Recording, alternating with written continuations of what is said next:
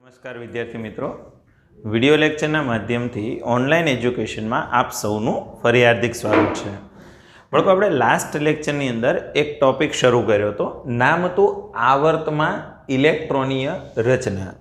બાળકો, ત્યારે મેં તમને 2 પોઈન્ટ કીધા હતા કે કોઈ પણ આવર્તનો જે ક્રમ હોય છે એ આવર્તમાં રહેલા તત્વની બાહ્યતમ કક્ષાનો ક્રમ હોય છે, બરાબર. અને બીજી વસ્તુ એ કીધી હતી કે કોઈ પણ આવર્તમાં કેટલા તત્વો હોય તો કે એમાં ભરાનાર જે કાંઈ ઇલેક્ટ્રોન ભરાનાર જેટલી કક્ષો કે શક્તિ સ્તરમાં ઉપલબ્ધ છે એની સંખ્યા કરતાં બમણા હોય. પણ મેં તમને કીધું હતું એ પોઈન્ટ તમારે બહુ ધ્યાને નથી લેવાનું, કેમ કે એ વસ્તુ શું છે કે પહેલાં 2 આવર્તમાં તમને મજા આવે, પછી ત્રીજા આવર્તે બધો ડખો શરૂ થઈ જતો હતો, બરાબર છે? ઓકે બાળકો, તમારી જાણ માટે આજે આપણે ફરી પાછા થોડું રિપીટેશનથી આગળ જઈશું. ઓકે, જુઓ, સૌથી પહેલાં તો આપણે આવર્ત કોષ્ટક તમારી સમક્ષ દોર્યું છે.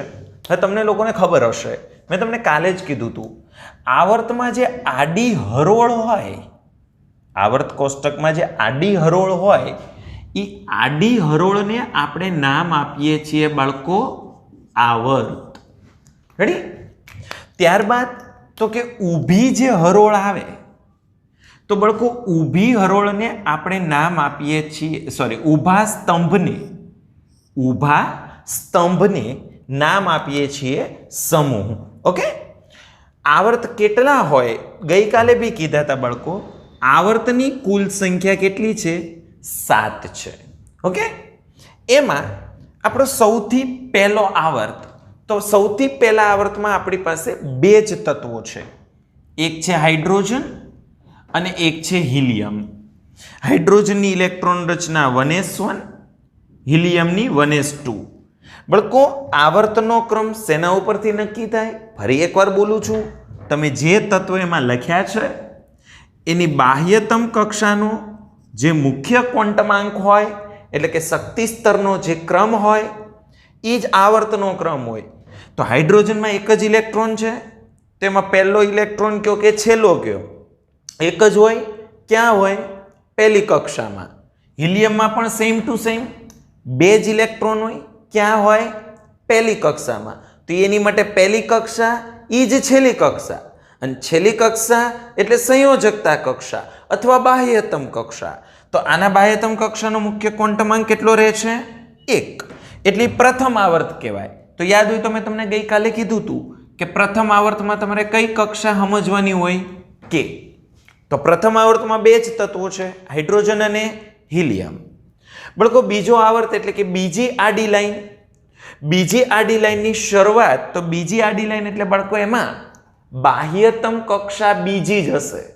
એટલે કે બીજા આવર્તમાંથી તમે કોઈ પણ તત્વ પકડી લો, બીજા આવર્તમાંથી તમે કોઈ બી તત્વ પકડી લો, બાહ્યતમ કક્ષા બીજી જ હોય. તો એટલે એમાં આવર્તનો ક્રમ બીજો થાય છે, બાહ્યતમ કક્ષા બીજી છે એટલે, અને બીજી કક્ષા એટલે L કહેવાય. રાઈટ? તો ત્યાં ક્યાંથી શરૂઆત થાય? તો મેં તમને કાલે બી કીધું હતું, આજે ફરી વાર કહું બાળકો, ત્યાં લિથિયમથી ભરાવાનું શરૂ થાય, બરાબર છે? અને એ ભરાવાનું ક્યાં પૂરું થશે? તો કે નિયોને. લિથિયમ છે 3જા નંબરનું છે, એટલે એની ઇલેક્ટ્રોન રચના હોય 1s2 2s1.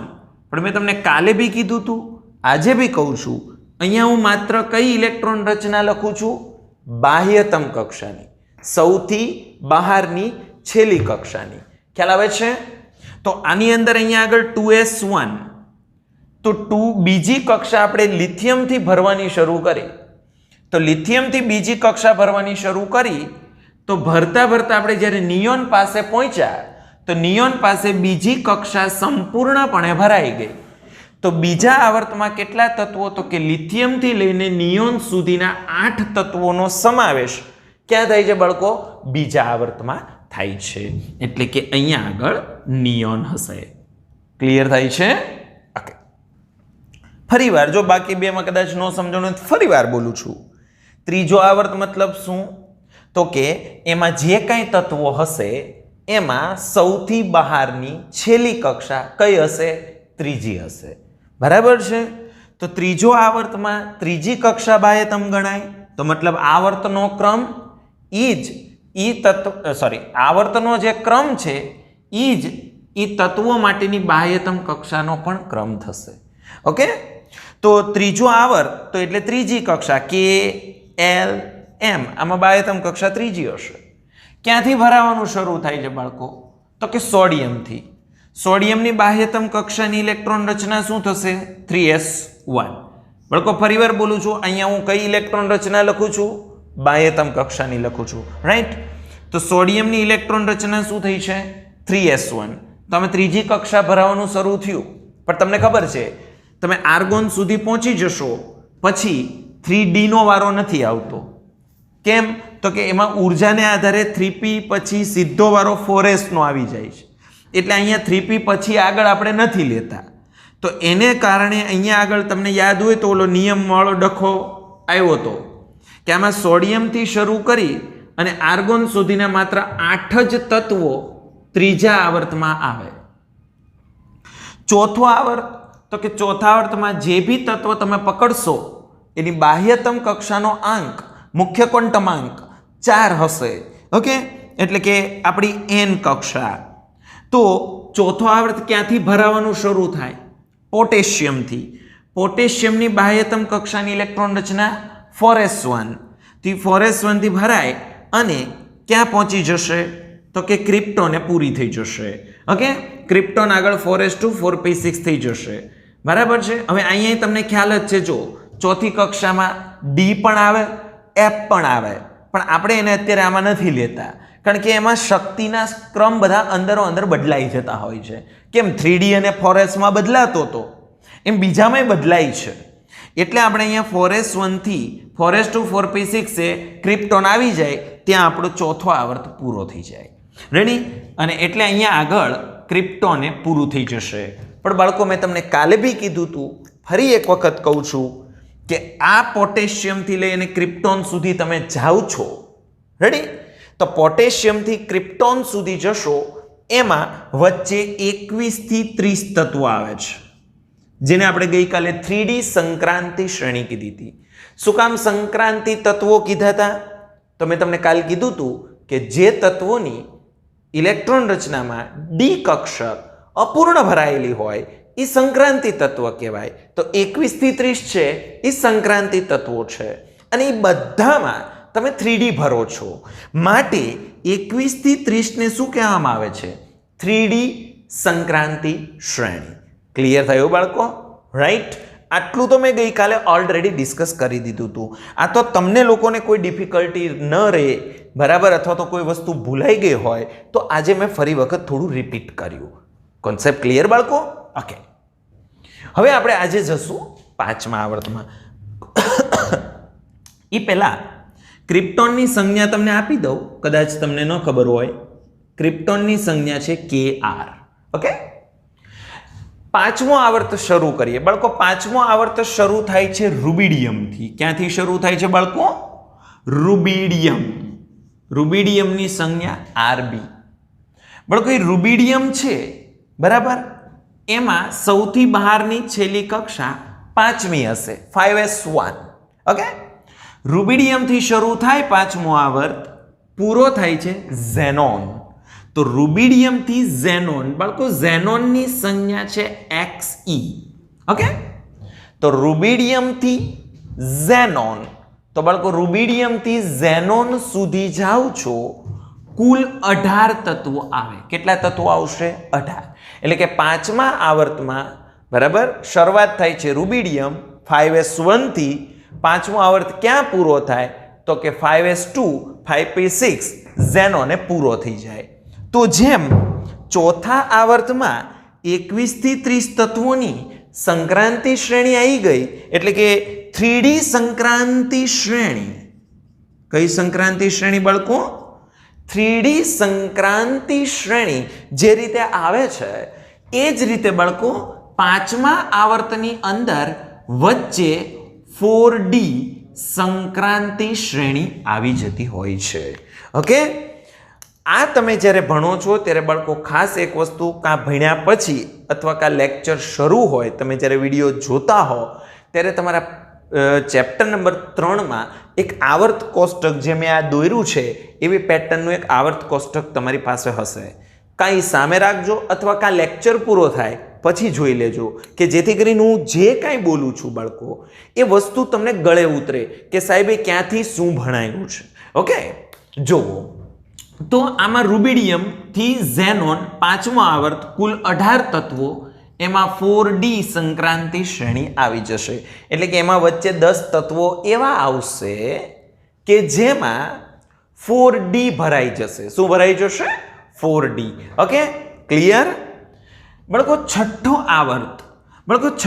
આવર્ત છે એ શરૂ થાય છે સીઝિયમથી અને પૂરો થાય છે રેડોન. છઠ્ઠો આવર્ત ક્યાંથી શરૂ થાય છે? સીઝિયમથી શરૂ થાય, રેડોને પૂરો થાય. બાળકો સીઝિયમની સંજ્ઞા શું? તો કે સીઝિયમની સંજ્ઞા છે CS. રેડોનની સંજ્ઞા શું? તો કે RN.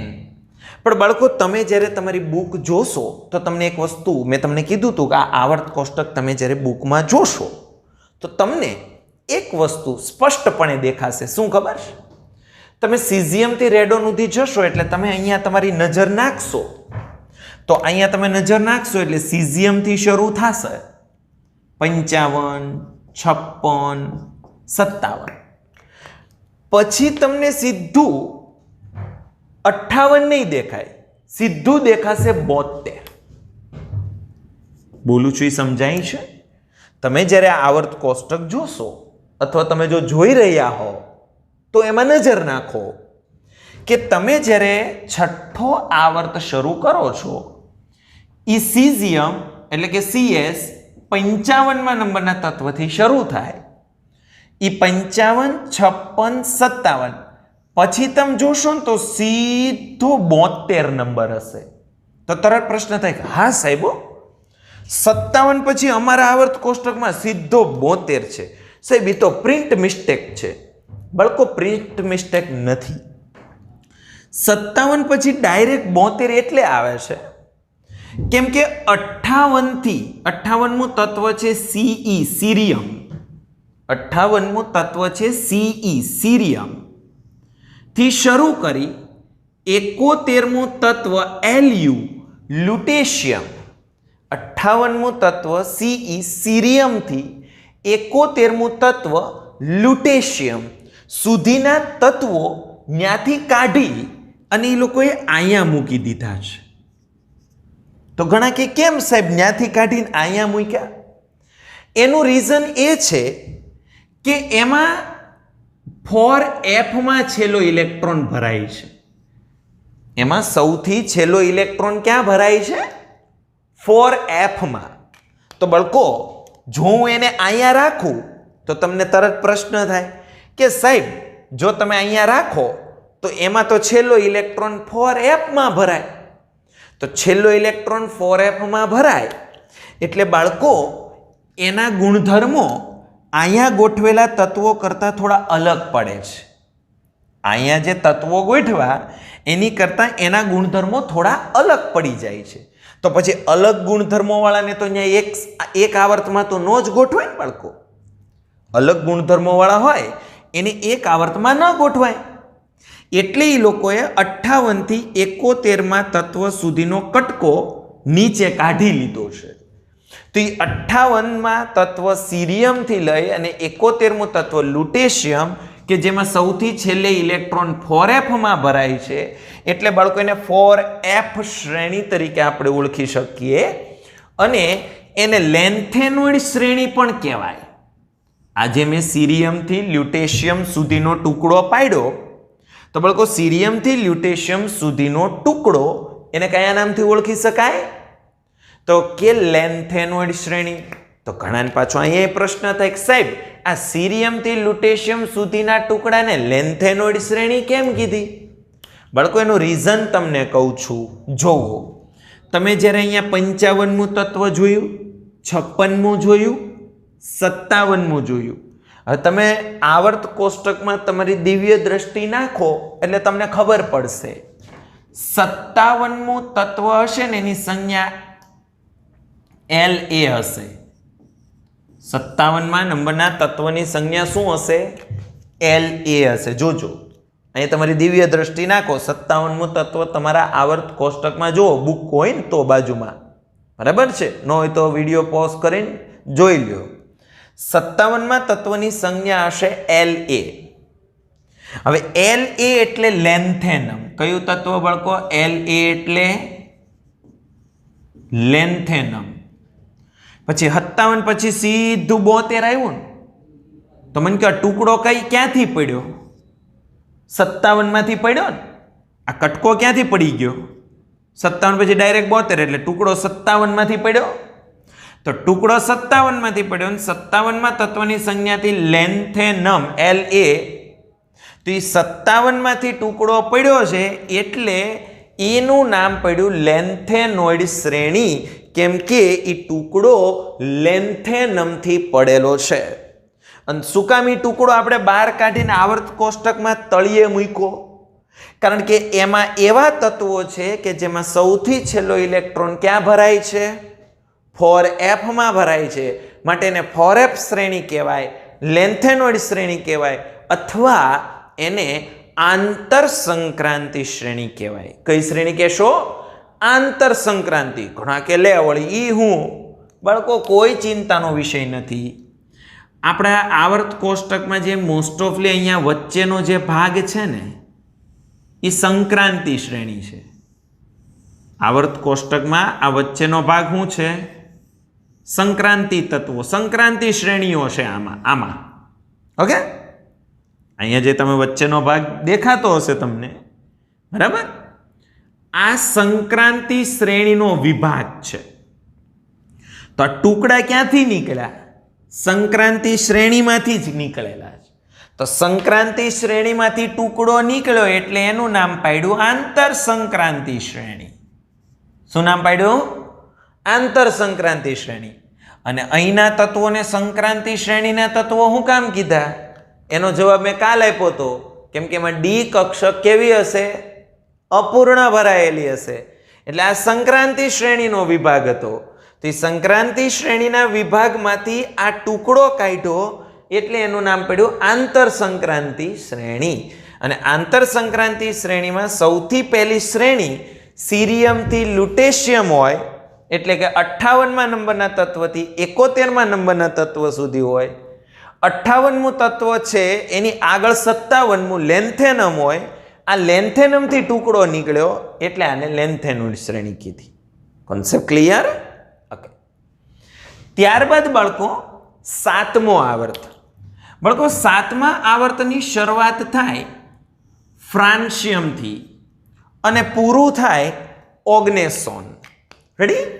7મો આવર્ત છે એ ફ્રાન્સિયમથી શરૂ થાય, ઓગ્નેસોને પૂરો થાય. તો 6ઠ્ઠો અને 7મો બે આવર્ત એવા છે જેમાં 32 તત્વો હોય. હવે કઈ રીતે 32 થઈ ગણવા હોય તમે તાર ગણી લેજો. 6ઠ્ઠા આવર્તમાં અહીંયા 18 હશે અને આ 14 હશે. 18 અને 14 નો સરવાળો કરી લો, 32 આવશે. એવી જ રીતે બાળકો 7મો આવર્ત ફ્રાન્સિયમ. બાળકો ફ્રાન્સિયમની સંજ્ઞા Fr. ફ્રાન્સિયમની સંજ્ઞા Fr. તો એમાં 7મો આવર્ત ભરાવાનો શરૂ થાય ફ્રાન્સિયમથી. હવે આપણી ચોપડીવાળા એવું કહે છે કે 7મો આવર્ત અધૂરો છે. ચોપડી એવું માને છે કે 118મા નંબરનું તત્વ જ્યારે શોધાશે ત્યારે આ આવર્ત પૂરો થશે. પણ બાળકો ઓલરેડી 118મા નંબરનું તત્વ શોધાઈ ગયું છે. 118મા નંબરનું તત્વ છે ઓગ્નેસોન, OG. 118મા નંબરનું તત્વ છે ઓગ્નેસોન, સંજ્ઞા છે OG, અને એની બાહ્યતમ કક્ષાની ઇલેક્ટ્રોન રચના છે 7s2 7p6. એટલે કે 7મો આવર્ત ફ્રાન્સિયમ Fr થી શરૂ થાય અને ઓગ્નેસોન OG એ પૂરો થાય. ટોટલ 32 તત્વો અને એમાં એક ડખો. શું ડખો? બાળકો ફ્રાન્સિયમ 87મું તત્વ છે. ફ્રાન્સિયમ 87મું તત્વ છે. તો તમે જો તમારી દિવ્ય દ્રષ્ટિ નાખજો ચોપડીમાં, અહીંયા 87મું દેખાશે, પછી અહીંયા 88 દેખાશે, પછી અહીંયા 89 દેખાશે, પછી 90 નહીં દેખાય, સીધા 104 દેખાશે. 89 નહીં દેખાય, સીધા 104 દેખાશે. તો અહીંયા એ લોચો કે સાહેબ તો આ 90 થી 103 વાળા ક્યાં ગયા? હવે 90મું તત્વ છે થોરિયમ, સંજ્ઞા છે TH. તો 90મું તત્વ થોરિયમ, સંજ્ઞા છે TH, ત્યાંથી શરૂ કરીને 103મું તત્વ LR, લોરેન્શિયમ. બરાબર? આ લુટેશિયમ હતું, આ લોરેન્શિયમ છે. લુટેશિયમ Lu, LR એટલે લોરેન્શિયમ.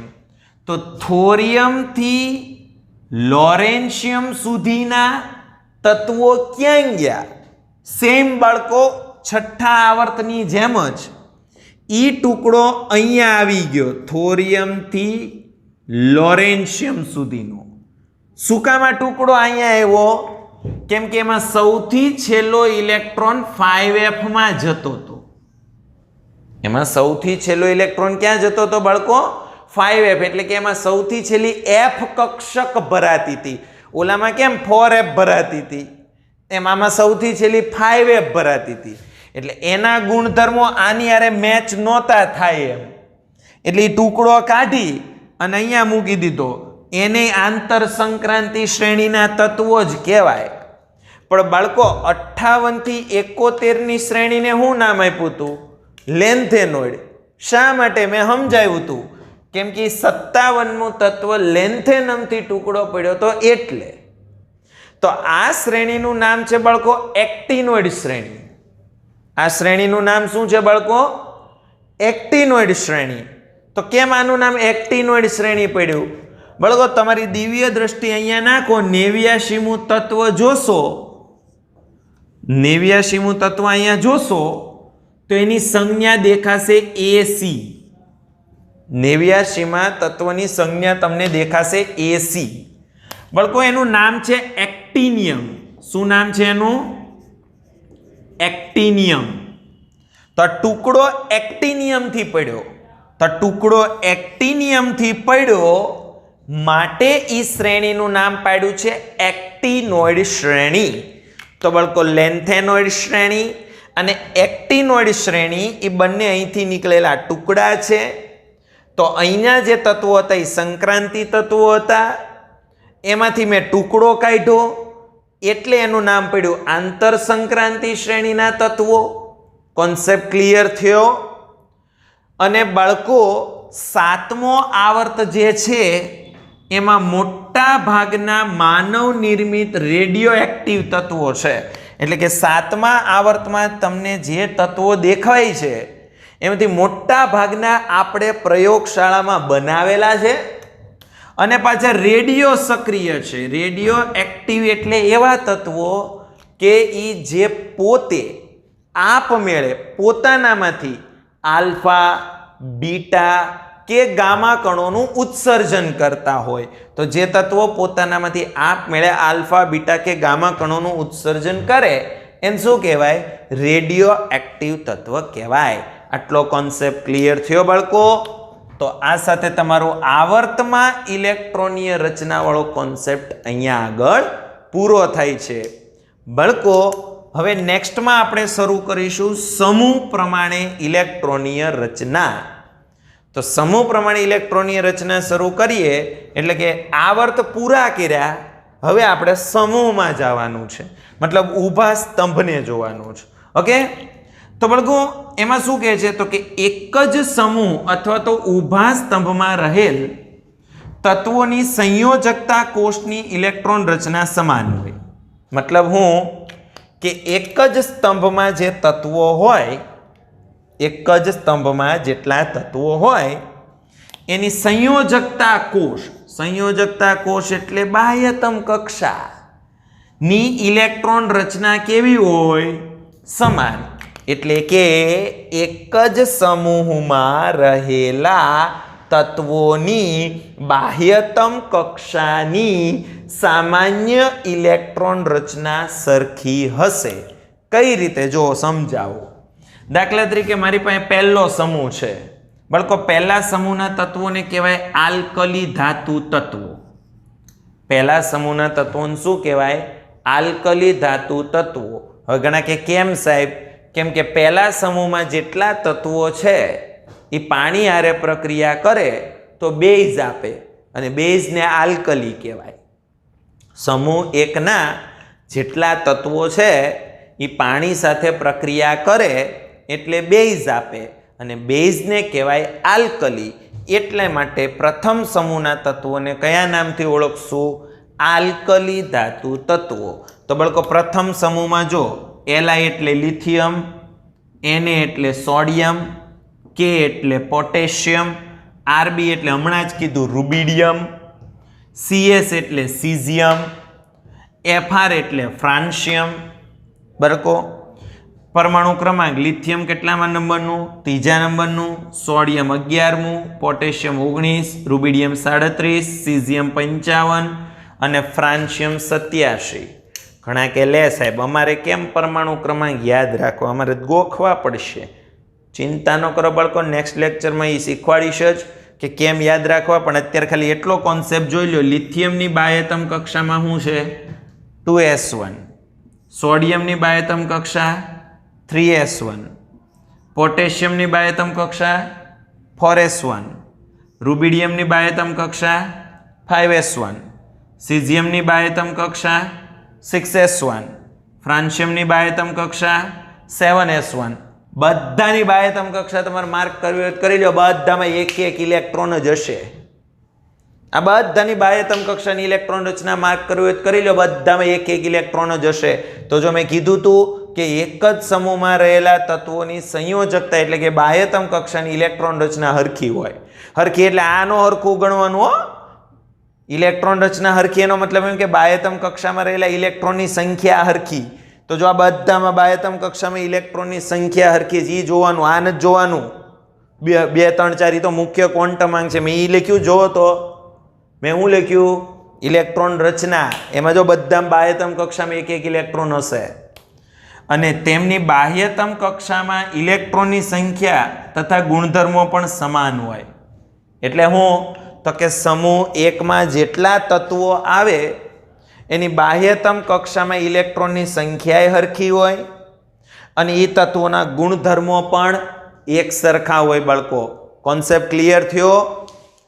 જો તમને આજના લેક્ચરમાં કાંઈ પણ પ્રકારનો ડાઉટ લાગે તો એની ટાઈમ પૂછી લેજો, પણ ડિફિકલ્ટી હાંચવી ન રાખતા, નહીંતર આગળ જતાં તમને તકલીફ થશે.